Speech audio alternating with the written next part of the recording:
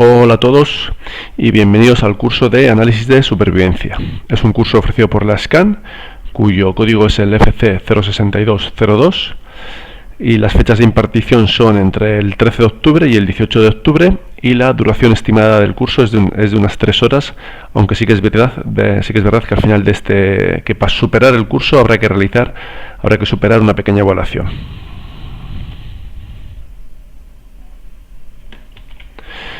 Bueno, en primer lugar vamos a ver un poco el contenido del índice, vamos a realizar una presentación de quién soy yo y luego por otra parte ya vamos a entrar en materia, vamos a ver el análisis de supervivencia, vamos a ver los tipos de variables que necesitamos para realizar un análisis de supervivencia, vamos a construir unas curvas de supervivencia mediante el método de Kaplan-Meier, luego posteriormente veremos cómo comparar curvas de supervivencia mediante el test de Long Run.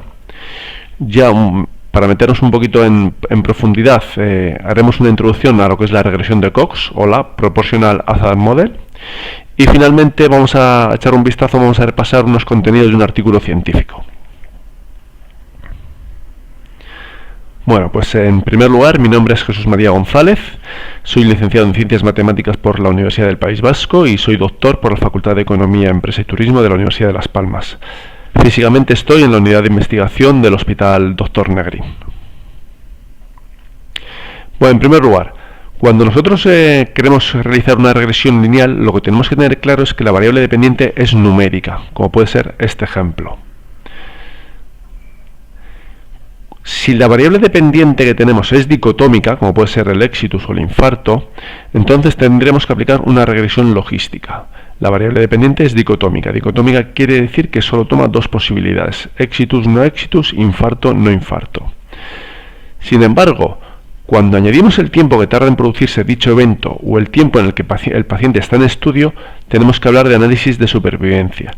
Es decir, ya no solo tenemos si el paciente tiene el evento o no, sino el tiempo que tarda en desarrollar el evento en caso de que se produzca o el tiempo que está en estudio en caso de no producirse el evento. Y luego, si además podemos introducir otras variables como puede ser el sexo, una variable dicotómica o cualitativa, podemos realizar la comparación de curvas de supervivencia mediante el método de Kaplan-Meier. Posteriormente, si decidimos introducir más variables, como puede ser edad, fumar, etcétera, ya estaríamos hablando de una regresión de Cox. Simplemente la regresión de Cox es la extensión multivariable del análisis de supervivencia. Es decir, si no tenemos ninguna variable, ninguna covariable o una variable, estaríamos hablando de Kaplan-Meier. Y si decidimos meter más de una covariable, estaríamos hablando de una regresión de Cox. En ambos casos lo importante es que tenemos que tener una variable dicotómica de evento y un tiempo en estudio. En situaciones que suponen el manejo de datos sobre el tiempo transcurrido desde el inicio en el estudio, que puede ser fecha de la operación, fecha de diagnóstico, etcétera, hasta que se produce un evento. Este evento es un suceso único o irrepetible, como puede ser un exitus, una recidiva, manifestarse un síntoma, etcétera. Está claro que es un evento único y irrepetible. Entonces tenemos que aplicar métodos que se conocen como análisis de supervivencia. En estos casos el interés recae en dos variables: si se ha producido o no el evento, una variable dicotómica, y cuánto tiempo ha tardado en llegar dicho evento, o el tiempo de observación. En este ejemplo, tenemos que el paciente, por ejemplo, ha entrado en el estudio el 1 de enero del 2018, el 15 de septiembre del 2018 fue la última vez que pasó por visita, y sabemos que falleció el 20 de octubre. Desde luego, su fecha fin va a ser el 20 de octubre, y tenemos que va a ser un evento. En este caso el tiempo en estudio va a ser de 9,59 meses. Sin embargo, vamos a tener pacientes que no desarrollan el evento durante el tiempo de observación, o tenemos pacientes que abandonan el estudio por su propia voluntad, se pierden, se pueden ir a trasladar a otra ciudad, etcétera. O también que mueren por otros motivos ajenos a los del estudio. Si estamos estudiando, pues por ejemplo, mortalidad por cáncer y hay algún paciente que ha fallecido atropellado, pues estos datos, estos pacientes son los que se llaman censurados. Es decir, tenemos un tiempo en estudio en el cual, en ese tiempo que han estado en estudio, estos pacientes no han desarrollado el evento. Y en este caso se desconoce el tiempo de supervivencia. Lo importante es suponer que estos individuos se habrían comportado del mismo modo que los que fueron seguidos hasta presentar el evento. Es decir, si estos pacientes hubiesen seguido en el estudio o no hubiese muerto, no hubiese fallecido porque ha sido atropellado, suponemos o tenemos que suponer que a lo largo del tiempo que se hubiesen seguido más tiempo en el estudio, antes o después, hubiesen alcanzado dicho evento. Por ejemplo, tenemos este paciente que ha entrado en el estudio el 10 de febrero y tenemos que su fecha de última visita es el 15 del 6 del 2018 y no sabemos nada más. Entonces lo que vamos a saber es que este paciente no tiene el evento y que ha estado 28 meses en estudio. Y esta información, a pesar de que no ha desarrollado el evento durante este tiempo, pero la vamos a utilizar, va a ser muy útil. Vamos a poner un ejemplo. Tenemos un paciente, en este caso, que inicia en cuanto empieza el estudio y está toda la duración del estudio sin desarrollar el evento. Tenemos este otro paciente que entra en el estudio una vez ya iniciado. Lo bueno del análisis de supervivencia es que no todos los pacientes tienen que estar al mismo tiempo, tienen que entrar en el estudio al mismo tiempo. Lo que importa es el tiempo que están en el tiempo de seguimiento o el tiempo que están en estudio, pero no tienen que estar todos, no tienen que entrar todos al mismo tiempo. Entonces este paciente vemos que entra una vez que ya ha empezado el estudio y está hasta la finalización del estudio sin desarrollar el evento. Tenemos este paciente, por ejemplo, esta situación que el paciente empieza cuando empieza el estudio y fallece pues a mitad del estudio. Tenemos este otro paciente que entra una vez que ya se ha iniciado el estudio y fallece al cabo de un tiempo. Y lo mismo en esta situación. Tenemos aquí un paciente que entra y al cabo de X tiempo, X meses, fallece. Y por otra parte tenemos estos pacientes que han entrado al inicio y a partir de un cierto momento dado no tenemos más información de ellos. En esta situación pasa lo mismo. Tenemos pacientes que entran en el estudio una vez que ya ha sido iniciado y no llegan al final del estudio. Es decir, pues este paciente a lo mejor se ha podido trasladar a otra ciudad a vivir y entonces a partir de aquí no tenemos información. Y este paciente falleció aquí porque fue atropellado, que es un evento que no nos interesa, y entonces sabemos que ha estado todo este tiempo en el estudio y que durante este tiempo no ha desarrollado el evento de interés. Como ejemplo, imaginar que tenemos un paciente que está un año en seguimiento y al cabo de un año desarrolla el evento. Este paciente está en el año 2003, vamos a suponer. Tenemos el segundo paciente que está en estudio desde el año 2004 hasta el año 2008, ha estado 4 años en estudio y al cabo de 4 años desarrolla el evento. Tenemos este otro paciente que ha estado 2 años en estudio y durante estos 2 años no ha desarrollado el evento. Tenemos el cuarto paciente que ha estado 6 años en el estudio y al cabo de 6 años tampoco ha desarrollado el evento. El quinto paciente ha estado 3 años en el estudio y al cabo de 3 años desarrolla el evento. Y por último, el sexto paciente ha estado 5 años en estudio y al cabo de 5 años desarrolla el evento. Esto son una situación para realizar un análisis de supervivencia. Vamos a ver lo que nos permite entonces el método de Kaplan-Meier. Se utiliza para estimar la probabilidad de supervivencia en cada tiempo en que ocurre un evento. Esto gráficamente lo vamos a representar, lo vamos a observar de forma muy sencilla porque cada vez que se produzca un evento va a haber un salto vertical en el gráfico. Es un método no paramétrico, por lo tanto no vamos a tener muchas suposiciones y el único supuesto que vamos a necesitar es que la censura sea no informativa. Es decir, que los sujetos censurados, aquellos que no han desarrollado el evento, se habrían comportado del mismo modo que los que han sido seguidos hasta el evento. El evento solo puede tener 2 estados mutuamente excluyentes y complementarios. El caso más común y por eso se llama análisis de supervivencia es exitus no exitus, pero también puede ser una recidiva no recidiva, etcétera. Puede ser el tiempo que duran las pilas de un marcapasos, o si a algún paciente se le agotan las pilas de un marcapasos, etcétera. Y luego sí que es verdad, y muy importante, El tiempo hasta el evento debe conocerse con precisión. La fecha y fin deben ser exactas, porque este es un factor muy importante, como podéis tener en cuenta. Vamos a ver un poco las características de la técnica de Kaplan-Meier, cómo funciona. Como ya hemos dicho, nos permite estudiar la supervivencia cada vez que un sujeto desarrolla el evento. También hemos dicho que en el gráfico se produce un descenso vertical. Luego, este método de Kaplan-Meier nos va a permitir comparar la distribución de supervivencia de dos o más grupos, que es lo que se llama el test de long run. Pues, por ejemplo, podríamos comparar la supervivencia de los hombres y las mujeres, si son iguales o son distintas. Podríamos comparar la supervivencia entre el grupo de fumadores. Lo único que vamos a necesitar es esta variable, como puede ser sexo o puede ser como fumar, además de, evidentemente, las variables que estamos hablando, de infarto o evento en este caso, y el tiempo. Y como ya hemos dicho también antes, si queremos introducir más de una covariable, entonces tenemos que realizar una regresión de Cox.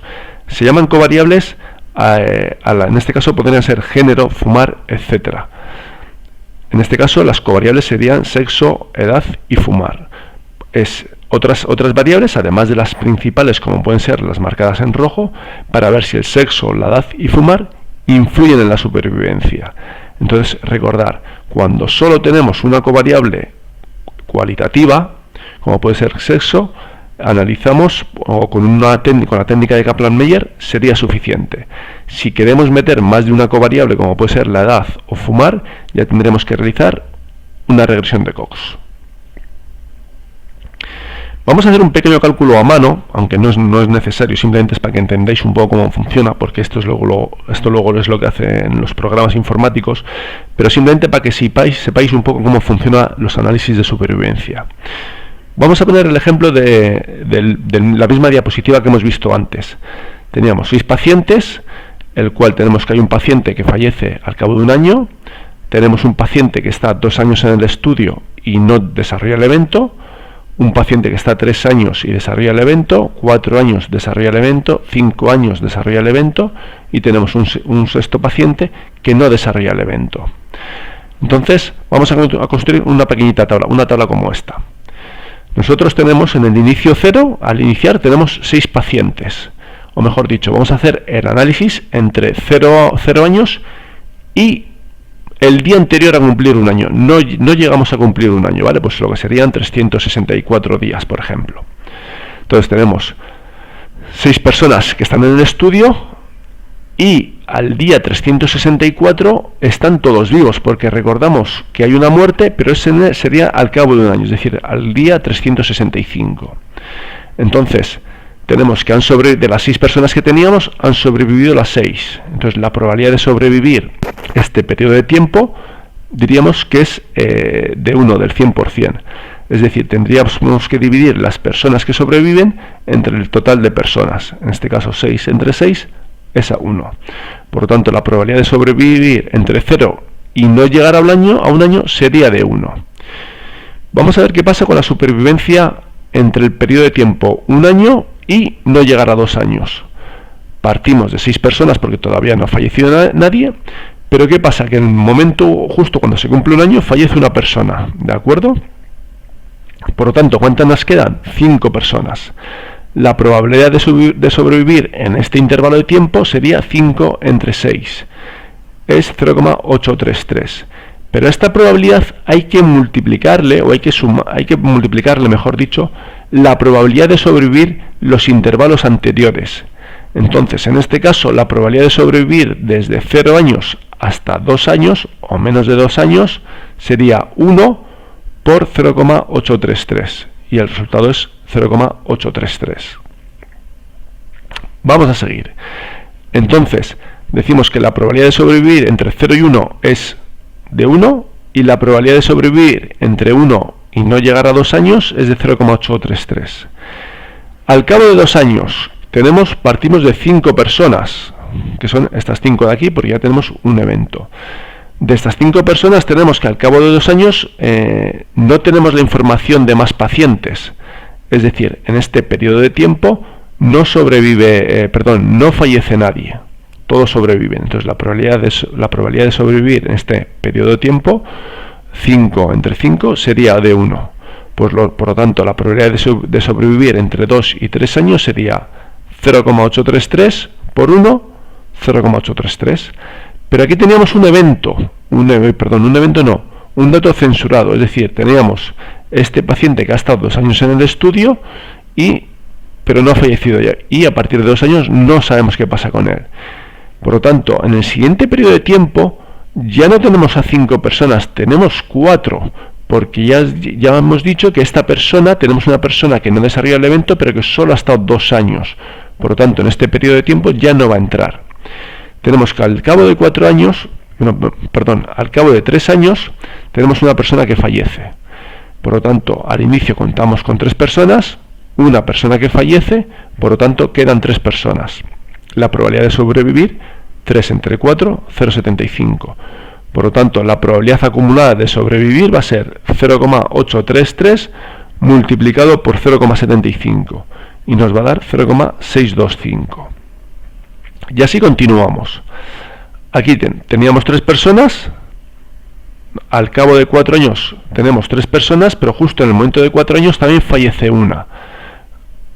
Partimos de 3 personas, fallece una, por lo tanto nos quedan 2 personas. Por lo tanto, la probabilidad de sobrevivir sería 2 tercios, que es 0,667. Le tenemos que multiplicar por la probabilidad acumulada anterior, por lo tanto nos da 0,417. Y así sucesivamente. Aquí nos quedan 2 pacientes, el cual uno de ellos fallece al cabo de 5 años, por lo tanto la probabilidad de sobrevivir va a ser 1 entre 2, 0,5, que lo tenemos que multiplicar por la probabilidad acumulada, nos da 0,28. ¿Qué pasa con este paciente? El último paciente no desarrolla el evento, es decir, tenemos que está a riesgo un paciente y sobrevive en 1, porque este es un dato censurado. Luego la probabilidad de supervivencia es del 100%, y esta probabilidad le multiplicamos por la probabilidad acumulada anterior. 0,208 por 1, 0,208. Que nadie se preocupe porque no va a haber que hacer los cálculos a mano como en este ejemplo, pero simplemente es para que veáis en un ejemplo sencillo cómo funciona el análisis de supervivencia. Lo que es muy importante es saber interpretar el gráfico. Bueno, si nosotros acumulamos o juntamos las probabilidades anteriores donde eran iguales, vemos que la probabilidad de sobrevivir entre 0 y 1 es de 1, la probabilidad de sobrevivir entre 1 y 3 años es de 0,833, entre 3 y 4 años 0,625, 4 a 5 0,167 y la probabilidad de sobrevivir 5 o más años es de 0,208. Aquí está, por decirlo así, todo unificado. Si observamos el gráfico, este es un gráfico que se ha obtenido mediante el programa SPSS. Hoy en día hay otros gráficos ya mucho más modernos. Estábamos diciendo que la probabilidad de sobrevivir entre 0 y 1 año es del 100%. Por lo tanto, veis aquí en el eje de las X que sería el tiempo, y en el eje de las Y es la supervivencia acumulada, la probabilidad acumulada de sobrevivir. Entonces decimos que entre 0 y 1 año es del 100%. Y hemos comentado anteriormente que cada vez que había un evento se producía un salto vertical. Aquí nosotros hemos dicho que al cabo de un año había un evento y aquí es donde se produce el salto vertical. Luego hemos dicho que la probabilidad de sobrevivir entre 1 y 3 años es de 0,833. Pues entre 1 y 3 años es 0,833. Ya veis que estamos aquí un poquito por encima del 8. Y si os acordáis, hemos dicho que al cabo de 2 años había un dato censurado. El dato censurado no produce un descenso vertical, como podéis ver. Normalmente se representan mediante rayitas verticales, como puede ser este caso. Y no produce un salto vertical. Lo que sí produce es que cuando posteriormente haya un evento, este evento va a ser más grande que si no hubiese este dato censurado. ¿Por qué? Porque hay menos gente. Entonces, si tenemos un fallecido cuando hay menos gente, la probabilidad de fallecer es mayor. No es lo mismo, por ejemplo, 1 entre 10 que 1 entre 9. Aquí, al cabo de 3 años, se produce un salto vertical porque había un evento, y hemos dicho que al cabo de 3 años, entre 3 y 4 años, es 0,625. Entonces, entre 3 y 4 años, 0,625. Ya lo veis aquí, está un poquito por encima del 6. Así sucesivamente. Al cuarto año se produce otro salto vertical porque había un evento y la probabilidad de sobrevivir entre 4 y 5 habíamos dicho que era 0,417. Aquí está un poquito por encima del 4. Y por último, la probabilidad de sobrevivir 5 años o más, 0,208. 5 años o más, estamos aquí a la altura del 0,2. Y os acordáis que al cabo del de 6 años había un dato censurado, que es esta rayita vertical. Entonces, los datos censurados se representan mediante las rayitas verticales a modo de cruces y los eventos aparecen representados mediante saltos verticales. Entonces, un dato censurado no provoca un salto, pero sí hace que tenga mayor magnitud el siguiente salto. Hay otro dato muy importante, que es lo que se llama como la supervivencia mediana, que es aquel tiempo en el que están vivos el 50% de los pacientes, y con el gráfico se calcula de forma muy fácil. Yo me voy a la supervivencia del 50%, voy hasta que choco con el gráfico, y cuando choco con el gráfico bajo al eje de las X, bajo al tiempo. En este caso vemos que es 4, entonces yo diría que la supervivencia mediana es 4. También, últimamente, los artículos científicos, debajo del gráfico de supervivencia, aparecen una tabla con valores numéricos. Esto quiere decir, por ejemplo, que al cabo de un año había 6 personas en el estudio. Al cabo de 2 años había 5 personas en el estudio. Al cabo de 3 años había 4 personas en el estudio. Al cabo de 4 años había 3 personas en el estudio. Que hemos dicho que este 3 es el 50% de la población. Teníamos 6 personas al inicio y al cabo de 4 años quedan el 50% de la población. Luego este 4 corresponde con la mediana, que se utiliza mucho, ¿vale? La supervivencia mediana. Lo que no tiene sentido es hablar de supervivencia media. Como el tiempo es una variable un poco especial, hablamos de supervivencia mediana, ¿de acuerdo? Y aquí lo mismo, vemos que aquí al cabo de 4 años tenemos 3 pacientes que son el 50% en el estudio. Por lo tanto, la supervivencia mediana sería 4 años. Vamos a continuar con la comparación de curvas de supervivencia. Normalmente se realiza mediante el test de long run. Para comparar dos curvas de supervivencia se usan diversas pruebas. Se suelen utilizar diversas pruebas. El test más común es el test de long run. El contraste de hipótesis que se realiza es que la hipótesis nula dice que los grupos comparados presentan igual supervivencia globalmente. O la hipótesis alternativa nos indica que los grupos comparados presentan distinta supervivencia global. Como ya os he dicho, la prueba más empleada y más común es el test de long run. Aquí vemos este gráfico, simplemente que vemos estas dos curvas de supervivencia y lo que hace el test de long run es compararlas para ver si tienen la misma supervivencia o no. Lo ideal, o la situación ideal, es que las curvas no se crucen, como puede ser este caso. Entonces, en este caso, el test más habitual, el más indicado, es el de long run y habrá acuerdo con el resto de los tests. Si las curvas de supervivencia se cruzan, como puede ser este caso, entonces tendríamos que calcular otros tests como el de Breslow o el de Taron-Ewer.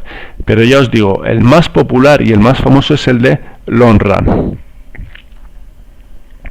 Vamos a ver este gráfico. Como podéis ver, aquí tenemos dos curvas de supervivencia, una que está en verde y otra que está en rojo. Mediante el test de long run se calcula un p-valor, es 0,11.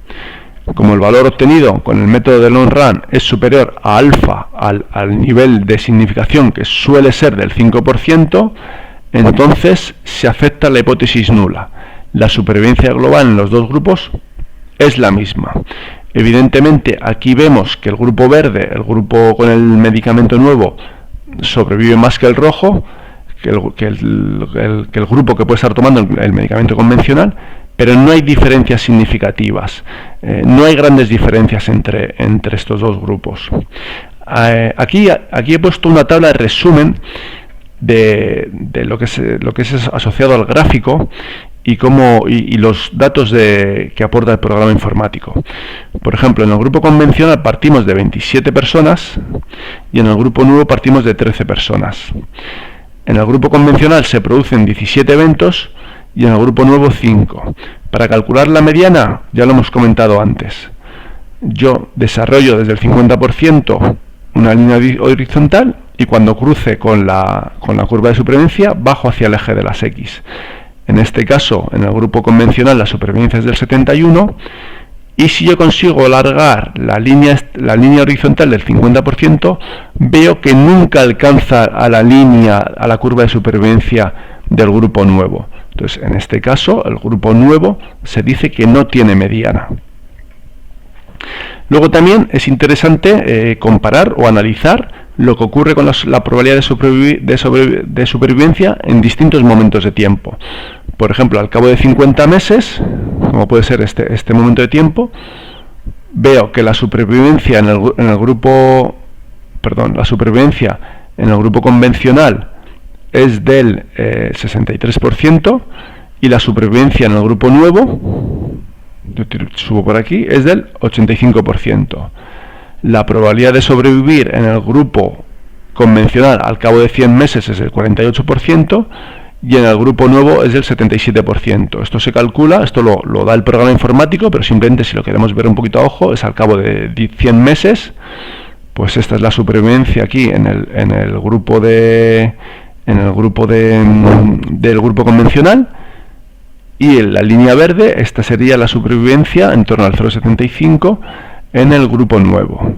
Al cabo de 200 meses, pues la supervivencia en el grupo convencional es del 33%, y si sigo para arriba es un poquito más del 50%, el 51% en el grupo nuevo. Entonces, esta es a lo mejor la forma de dar los resultados en una tabla para un artículo científico. Aquí pondríamos las probabilidades o los momentos de tiempo que a nosotros consideremos oportunos. En este ejemplo que hemos visto las variables tiempo, evento y tratamiento. Pero ¿qué pasa si queremos introducir más variables independientes, como puede ser la edad y el género? Aquí nosotros lo único que hemos hecho ha sido desglosar por el tratamiento, si era un tratamiento convencional o nuevo. Entonces, como ya hemos comentado, si queremos introducir más covariables, tenemos que realizar una regresión de Cox. Volviendo a repasar un poquito lo de antes, cuando nuestra variable de respuesta es dicotómica, el desenlace o la respuesta es dicotómica, por ejemplo, si no, tenemos que realizar una regresión logística, donde la medida de asociación que vamos a interpretar es la O-ratio. Sin embargo, si a esta variable dicotómica le añadimos el tiempo de supervivencia y tenemos unas cuantas covariables o predictores, hablamos de una regresión de Cox y vamos a hablar de una medida de asociación de hazard ratio, que es muy parecida al O-ratio, pero no son exactamente iguales. A la regresión de Cox también se le conoce como Proportional Hazard Model. Es la extensión multivariable del análisis de supervivencia, como ya hemos dicho. Es una técnica que permite identificar y evaluar la relación entre un conjunto de variables explicativas y la tasa de ocurrencia del suceso de interés, la variable dicotómica dependiente. Aparte de cumplirse con lo comentado previamente, es decir, la censura no informativa o que el suceso solo ocurre una vez, es muy importante la regresión de Cox, que se asume que la razón de tasas instantáneas es constante a lo largo del tiempo, es decir, los hazard son proporcionales. Por eso también se le conoce como Proportional Hazard Model. Vamos a ver un ejemplo de esto. Imaginar que tenemos dos grupos, el grupo A y el grupo B, y queremos analizar la supervivencia al cabo de 2 años.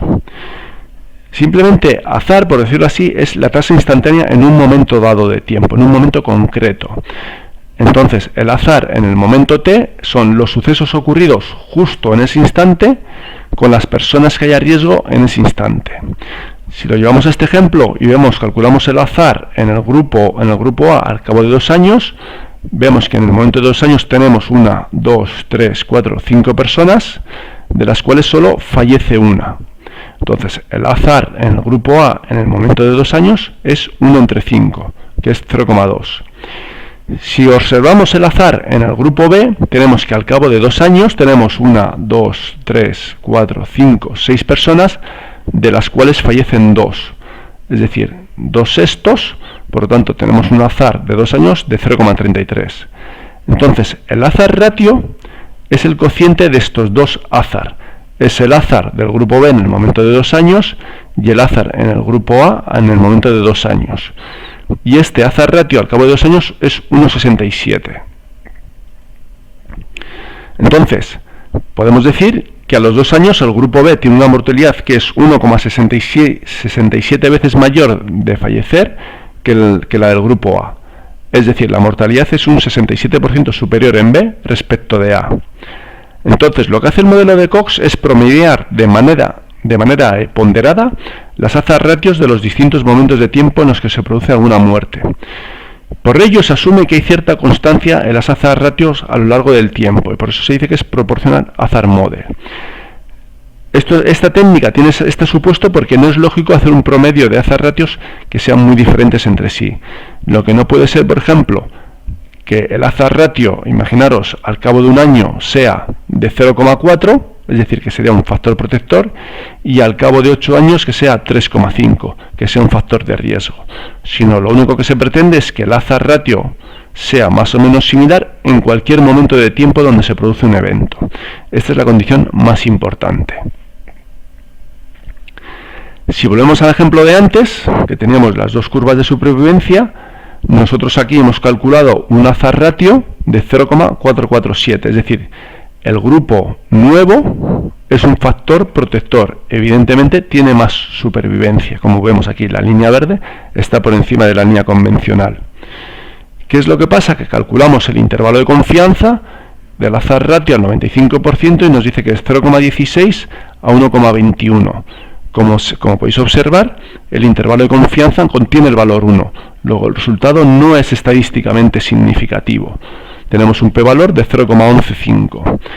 En este caso, el p-valor del test de long run es similar o es muy parecido cuando se hace las curvas de Kaplan-Meier al p-valor obtenido mediante la regresión de Cox. Recordar, si la exposición es un factor si la odds ratio, el riesgo relativo o el hazard ratio es mayor que 1, decimos que la exposición es un factor de riesgo. Si el odds ratio, el riesgo relativo o hazard ratio es menor que 1, decimos que la exposición es un factor protector. Y si el odds ratio, el riesgo relativo o el hazard ratio es igual a 1, decimos que la exposición es indiferente. Da lo mismo estar expuesto que no estar expuesto. Vamos a poner un ejemplo de la interpretación de los intervalos de confianza. Imaginad que tenemos un odds ratio, da lo mismo que sea odds ratio que hazard ratio, o riesgo relativo, de 2. Y tenemos que el intervalo de confianza al 95% es de 1,25 a 3,75. Como la odds ratio es mayor que 1, decimos que la exposición es un factor de riesgo. Y muy importante, como el intervalo de confianza no contiene el valor 1, decimos que el resultado es estadísticamente significativo. Tendríamos un p-valor menor de 0,05. Imaginad que tenemos una odds ratio de 2 y un intervalo de confianza 0,8 a 4,25. La odds ratio es mayor que 1, la exposición es un factor de riesgo. Como el intervalo de confianza contiene el valor 1, el resultado no es estadísticamente significativo. Tendríamos un p-valor mayor de 0,05.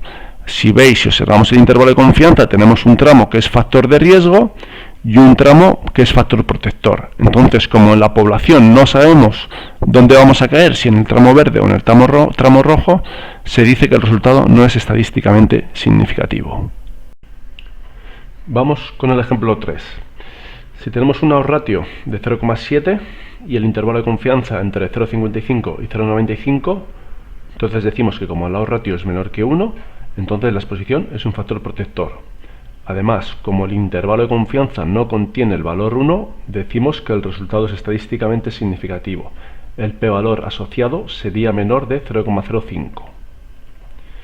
Como último ejemplo, supongamos también que la odds ratio es de 0,7 y el intervalo de confianza en este caso está comprendido entre 0,5 y 1,5. Al igual que antes, la odds ratio es menor que 1, entonces la exposición factor protector, pero en este caso, al igual que en el ejemplo 2, el intervalo de confianza contiene el valor 1. Veis que tenemos aquí un tramo que sería factor protector y un tramo que sería factor de riesgo. Entonces, como el intervalo de confianza contiene el valor 1, el resultado no sería estadísticamente significativo y el p-valor sería mayor o igual de 0,05. Vamos a continuar con la supervivencia. En este caso, aquí vemos, que nadie se asuste, lo primero de todo, aquí vemos un pantallazo de la salida del programa estadístico R. Simplemente es por comentarlo, que aquí se ha ejecutado una regresión de Cox, donde veis que no solo tenemos el tratamiento nuevo, en este caso, nuevo respecto al convencional, sino que se han introducido otras variables como puede ser la edad o el sexo. Entonces, en el análisis univariable que hemos hecho en un primer momento, cuyo gráfico es este, veíamos que la odds ratio es 0,447, este es el intervalo de confianza. Como el intervalo de confianza contiene el valor 1, decíamos que el resultado no es significativo. Si queremos incluir más variables, ya tendremos que hacer una regresión de Cox, sería un análisis multivariable. Entonces, en este caso, además de añadir el tratamiento nuevo convencional, hemos añadido la edad como variable numérica y el sexo, hombre-mujer. Normalmente cuando tenemos variables categóricas, en este caso dicotómicas, hay una de las categorías que es de lo que se llama categoría de referencia, entonces se compara la otra categoría, como en este caso puede ser el tratamiento nuevo, respecto a la categoría de referencia, que sería el tratamiento convencional. Y con el sexo pasa lo mismo. Aquí estamos comparando el hombre con respecto a la mujer, que sería la categoría de referencia. Da un poco igual quién pongamos de categoría de referencia, porque lo que está claro es que si el hombre es un factor de riesgo, si hubiésemos puesto la mujer sería un factor protector. Entonces da un poquito igual a quién pongamos. Sí que es verdad que si, por ejemplo, tenemos una categoría que queremos evaluar, como puede ser un tratamiento nuevo con respecto a un tratamiento convencional, pues la categoría de referencia sería el tratamiento convencional. También, en el caso de que tengamos una variable no balanceada, imaginar que en este estudio tenemos muchos hombres y pocas mujeres. Entonces, el hombre sería la categoría de referencia. ¿De acuerdo? Cuando tenemos variables cualitativas lo que se llaman no balanceadas, es decir, que una variable tiene mucha más frecuencia que la otra, aquella variable que tiene mucha frecuencia es la que se pone como categoría de referencia. Luego lo vamos a ver en un ejemplo, en un gráfico mejor. Entonces, bueno, cuando realizamos ya el análisis multivariable, vemos que el tratamiento nuevo es 0,42, sigue protegiendo, el intervalo de confianza sigue conteniendo el valor 1, por lo tanto el resultado no es estadísticamente significativo. Con la edad pasa lo mismo, la edad sería, bueno, está en torno a 1, o sea que en este caso podríamos decir que la edad no influye mucho. Vemos que tiene un valor de 0,79, cerca de 1, pues efectivamente podemos observar que la edad en este caso no influiría. El sexo, estamos comparando los hombres respecto a las mujeres, vemos que el ser hombre es un factor de riesgo, aunque el intervalo de confianza contiene el valor 1, veis que el p-valor está cerca del 0,05, pero es mayor a 0,05, lo que decíamos antes. Como el intervalo de confianza contiene el valor 1, equivale o va de la mano a decir que el p-valor es mayor de 0,05. Vamos a ver gráficamente un poco lo que os decía antes. En este caso, la variable tratamiento, tenemos el tratamiento convencional, que es la categoría de referencia, por lo tanto su hazard ratio es como si fuese 1, ¿veis aquí? El 1. Y el tratamiento nuevo, que tiene un hazard ratio de 0,42, que está por aquí, veis que aquí está el 0,5, 0,42, y el intervalo de confianza, que corta el valor 1. Vemos aquí que lo corta. Entonces equivale a decir que este resultado, que el tratamiento nuevo tiene un p-valor que no es estadísticamente significativo, que es lo que nos salía antes. La edad, como es una variable numérica, solo tenemos una fila. Veis que el valor es prácticamente 1, pero eso está aquí en medio, y el resultado no significativo. Y con el sexo, lo que decíamos, la mujer es la categoría de referencia, por lo tanto vale 1, siempre. Cuando estamos hablando de odds ratios o hazard ratios y tengamos una categoría de referencia, como puede ser en este caso el tratamiento convencional o aquí el sexo mujer, se asume que tiene un valor de 1 y entonces se compara el tratamiento nuevo con el convencional o en este caso el hombre respecto a la mujer. Vemos aquí que el hombre tiene un hazard ratio de 2,23, veis que está por aquí.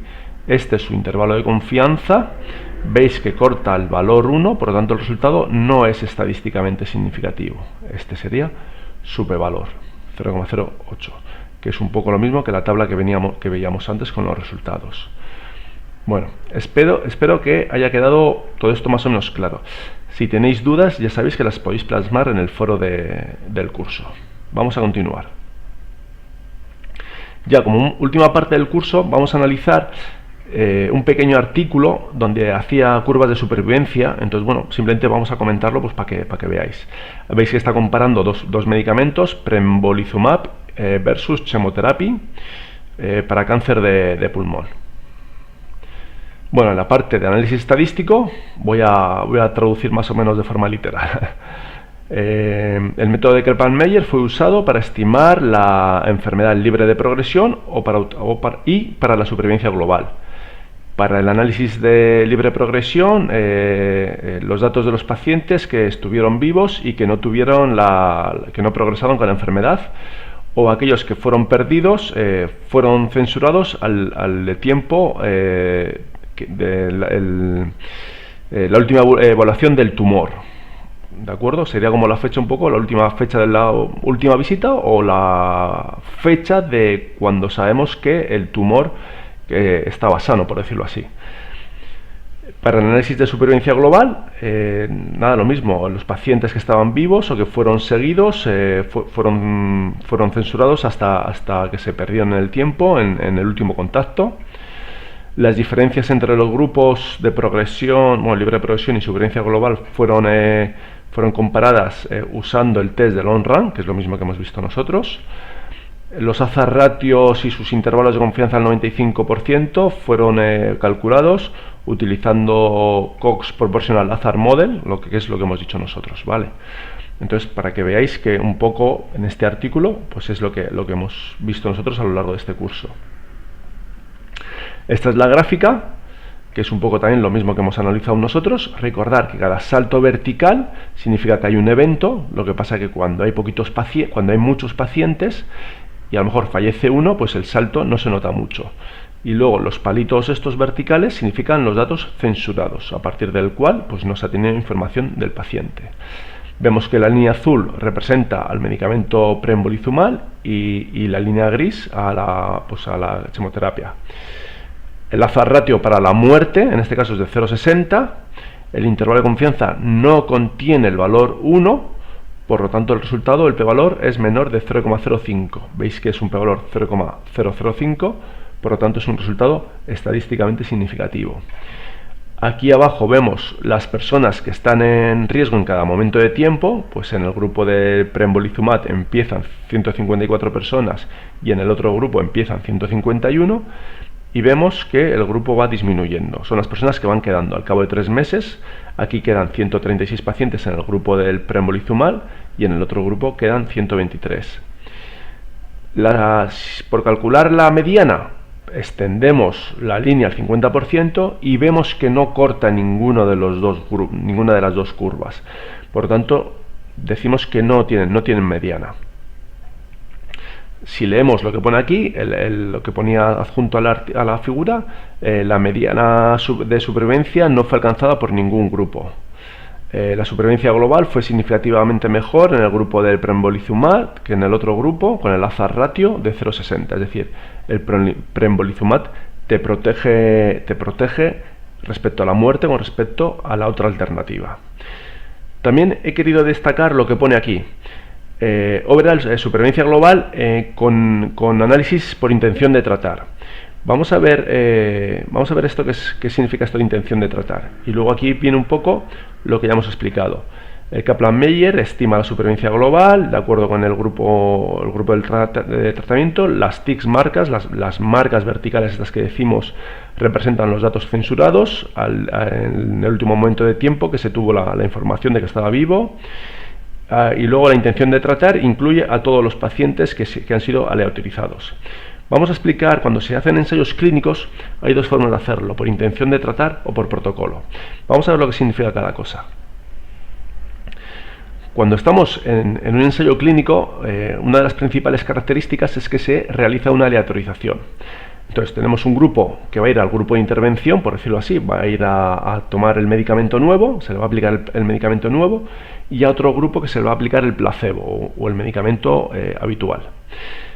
Dentro de este grupo de pacientes que toman el tratamiento nuevo, que se les aplica la intervención, tenemos algunos que cumplen con el tratamiento y a otro grupo que no cumple con el tratamiento. Y con el placebo pasa lo mismo, tenemos un grupo de personas que no cumplen con el tratamiento y a un grupo de personas que sí cumplen con el tratamiento. Entonces, cuando tenemos en cuenta tanto las personas que cumplen con el tratamiento como aquellas personas que no cumplen con el tratamiento, y en el grupo placebo lo mismo, aquellos que cumplen con el tratamiento, o con el placebo en este caso, y no cumplen con el placebo, se dice que es un análisis por intención de tratar. Es decir, cogemos a todas las personas que han estado en la intervención y cogemos a todas las personas que han estado en el grupo del placebo. Y análisis por protocolo es simplemente cuando cogemos, solamente se comparan los grupos que cumplen, es decir, solo cogemos a aquellas personas que cumplen con el tratamiento y aquellas personas que cumplen con el placebo. Pero bueno, ya os digo que lo normal es hacer, cuando se hacen los análisis estadísticos, es hacerlo por intención de tratar, es decir, seleccionar a todos los pacientes, hayan tomado el medicamento de forma correcta o no lo hayan hecho. Bueno, y sin más, pues hemos llegado al final de este curso de análisis de supervivencia y espero que no os hayáis quedado por el camino y que hayáis sobrevivido. Por último, recordar que hay una pequeña evaluación que consta de 5 preguntas, que si habéis seguido el hilo del curso, pues espero que no tenga ninguna dificultad. Y por último también, por favor, contestar a las evaluaciones a las encuestas del curso, del tutor, de los medios, etcétera. Bueno, pues muchas gracias por vuestra atención, espero que os haya gustado y un saludo a todos.